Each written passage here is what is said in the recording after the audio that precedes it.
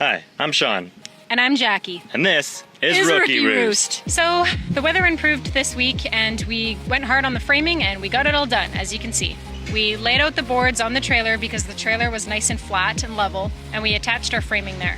For the sections that were not held by the trailer, we used each other and clamps to hold it in place. We decided to use screws for all of our framing so the walls are really held tight. The framing went pretty smooth as Sean had pre-cut all of our framing pieces first and numbered them, so it was essentially like putting together a puzzle.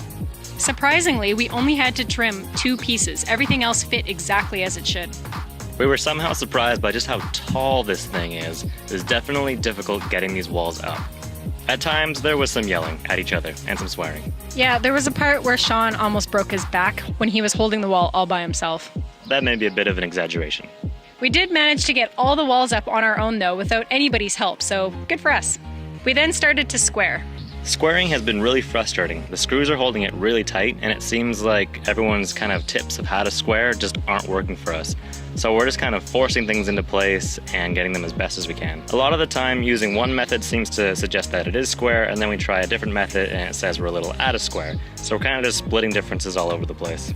We installed all the screws while the framing was square, so things started out pretty well for us at least. We're hoping if we get the correct measurements for the roof rafters and the top plates that it'll kind of all pull it together and it'll be square. As long as all the measurements are the same as the bottom plate, we don't see why it wouldn't work out.